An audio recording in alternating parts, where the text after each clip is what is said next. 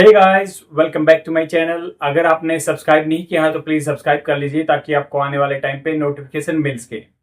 जैसा कि आप लोगों को पता है, मैं रेगुलर बेसिस पे एक वीडियो लेके आता हूँ द हिंदू न्यूज़पेपर से, और मैंने ये नया फॉर्मेट स्टार्ट किया है जिससे इंटरेक्शन काफी अच्छा होगा। अगर आपको ये फॉर्मेट ठीक लग रहा है तो please let me know in the comment section, नहीं तो मैं प्रीवियस जो फॉर्मेट है उसी पे वीडियो बनाने लग जाऊंगा, जो कि पेन और राइटिंग से बनाता हूँ। तो आज फिर एक एडिटोरियल डिस्कस करेंगे, एग्जाम पर्सपेक्टिव से बेनिफिशियल रहता है, स्पोकन इंग्लिश भी सुधरेगी आपकी। अगर हम बात करें जो न्यूज़पेपर की पीडीएफ की, वो आपको टेलीग्राम चैनल पे प्रोवाइड कराई जाती है, वो भी फ्री में। टॉपिकल ई पेपर टेलीग्राम चैनल का नाम है। तो आज एक आर्टिकल छपा है जो कि पेज नंबर 8 एडिटोरियल पेज आता है, उसमें एक साइड में कॉलम आया हुआ है नेशनल एजुकेशन पॉलिसी के बारे में, जो महाराष्ट्र में बैकलैश हुए हैं उसके बारे में। तो नेशनल एजुकेशन पॉलिसी 2020 में आई थी, और उसको कस्तूरी रंगर राजन की कमेटी जो है, रंगराजन कमेटी, उसकी रिकमेंडेशन पे लेके आ गया था। तो इसमें कुछ बात की गई है एडिटोरियल में, मैं बताता हूँ आपको क्या क्या इसमें डिस्कशन हुआ है। तो यहाँ पे बात हो रही है नेशनल एजुकेशन पॉलिसी 2020 की, जो कहता है कि 3 लैंग्वेज फॉर्मूला है, 3 लैंग्वेज फॉर्मूला, जो मैंडेट करता है। इट मैंडेट्स, जो नेशनल एजुकेशन पॉलिसी है मैंडेट करती है। मैंडेट का मतलब होता है कि कोई कंपलसरी चीज बना देना। It mandates you to fulfill the all the requirements of the service. तो सेम ऐसे ही, ये मैंने एग्जाम्पल सेंटेंस बताया मैंडेट को यूज करके, ऐसे ही आप अपने कन्वर्सेशन में यूज कर सकते हैं। मैंडेट मतलब ये जरूरत पैदा कर देता है। तो ये एक मैंडेट कर देता है 3 लैंग्वेज फॉर्मूला, जो कि फॉर एजुकेशन, एजुकेशन इम्पार्ट करने के लिए, इम्पार्ट होता है बांटने के लिए, एजुकेशन देने के लिए। तो जैसे क्या कहते हैं, विच पॉलिसी, जो एक पॉलिसी जो क्लेम करती है, क्लेम मतलब क्या हो गया, दावा करती है, पॉलिसी जो करेगी, प्रमोट करेगी। प्रमोट होता है बढ़ावा देना, किसको, नेशनल यूनिटी, नेशनल देश के नाम पे यूनिटी, एकता को, एंड लिंग्विस्टिक डाइवर्सिटी, और लैंग्वेज को लेके डाइवर्सिटी, अलग अलग विभिन्नता, विभिन्नता बोलते हैं ना जिसको, डाइवर्सिटी को विभिन्नता बोलते हैं। कंसर्न्स, बट ये कंसर्न्स जो क्या है, चिंताएं, चिंताएं परसिस्ट बनी हुई हैं, जो चिंताएं हैं वो बनी हुई हैं लगातार उस चीज में। द इम्पोजिशन ऑफ हिंदी, मतलब इम्पोजिशन होता है किसी पे जोर जबरदस्ती डालना, imposition of Hindi, and lack of genuine choice of student, और इसमें कमी है, जेन्युइन जो रियल चॉइस है बच्चों की, उनकी इच्छा है वो स्टूडेंट्स की कम है। तो अब तक हमने जाना कि ये नेशनल एजुकेशन पॉलिसी के कुछ वोकेबलरी वर्ड्स बताए हैं, तो ऐसे ही मैं एक्सप्लेन करता जाऊंगा।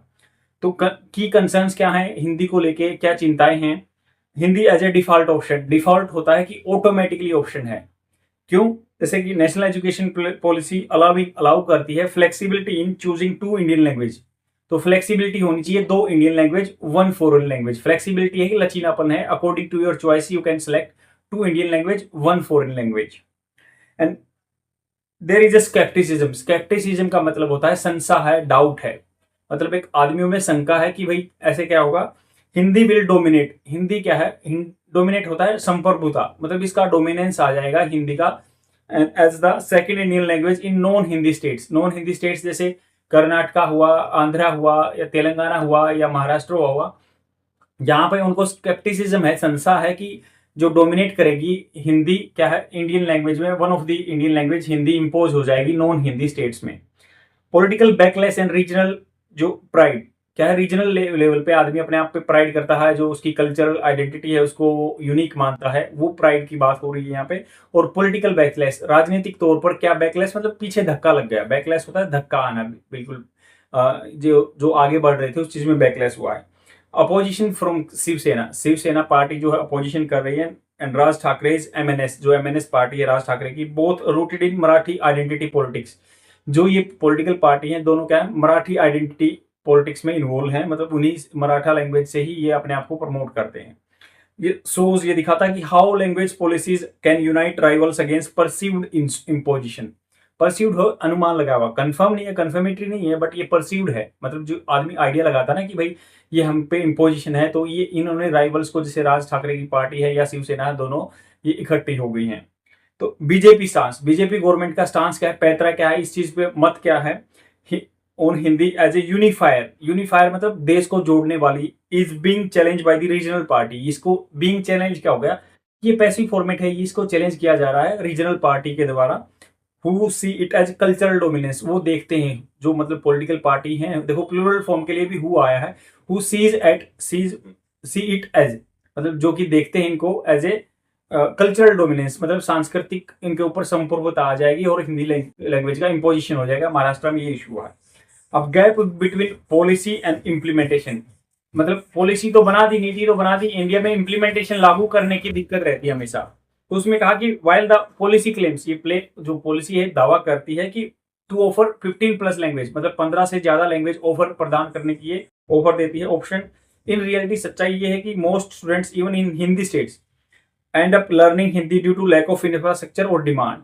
तो डिमांड नहीं है उस लैंग्वेज की उस एरिया में। दूसरा क्या है, उसके लिए टीचर नहीं है, उसके पढ़ाने के लिए बुक्स नहीं है, इंफ्रास्ट्रक्चर की कमी है और डिमांड नहीं है। तो बच्चे क्या है, end up learning in Hindi as a option only. तो इंग्लिश वर्सल एग्जाम्पल जैसे कि few states in Bihar learn Tamil, Malayalam and Telugu despite the policies promise of linguistic diversity.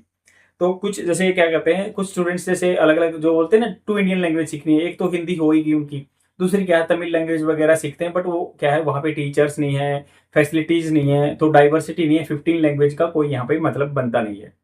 अब बोल रहे हैं कि द वे फॉरवर्ड इस समस्या का क्या है, जैसे क्या रास्ता है इस चीज का सॉल्यूशन क्या है, जो आप अपने आंसर राइटिंग में स्टेट पीसीएस में या यूपीएससी में लिख सकते हैं कि इसका रास्ता क्या है, सॉल्यूशन क्या है। लैंग्वेज ऑफ यूनिटी मतलब एकता बांधने वाली भाषा। रिस्पेक्ट डाइवर्सिटी, डाइवर्सिटी को रिस्पेक्ट करना चाहिए। गवर्नमेंट को ये देखना चाहिए कि भाई अलग अलग तरह की लैंग्वेज इंडिया में बोली जाती है बहुत सारी।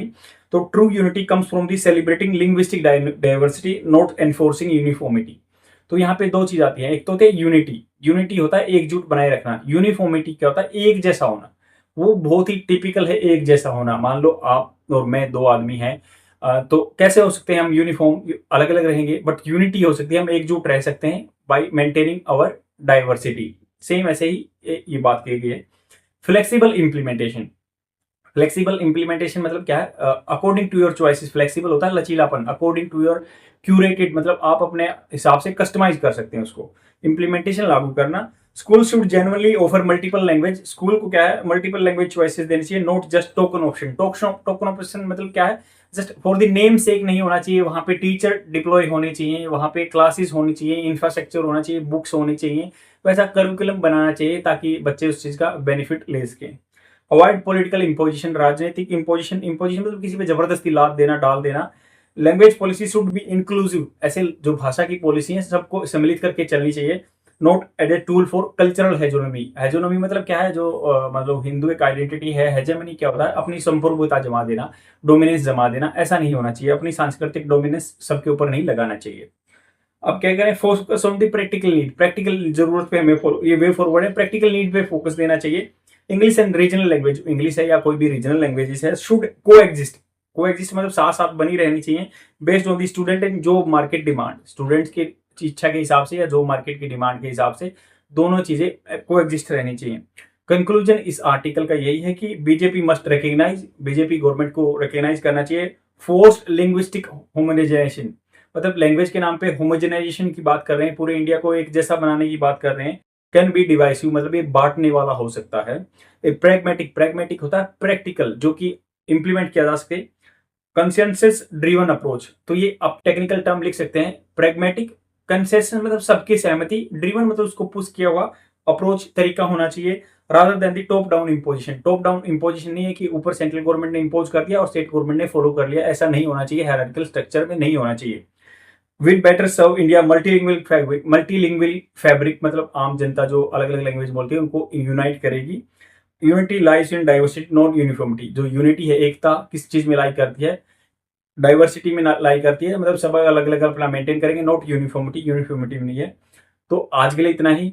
आई होप आपको समझ में आया होगा। मैंने हर एक वोकैबुलरी वर्ड्स को आसान करके समझाने की कोशिश की है, पूरा आर्टिकल डिटेल में बताया है। तो let me know in the comment section कि क्या ये फायदेमंद चीज है जो मैं नई लेके आया हूँ, बताइए मुझे। और कंक्लूजन भी बताइए कि आपको क्या क्या इसमें समझ में आया है, तभी तो हम आगे बढ़ पाएंगे, मेरा चैनल आगे बढ़ पाएगा और आप लोग सीख पाएंगे। आज के लिए इतना ही। Thank you very much, bye.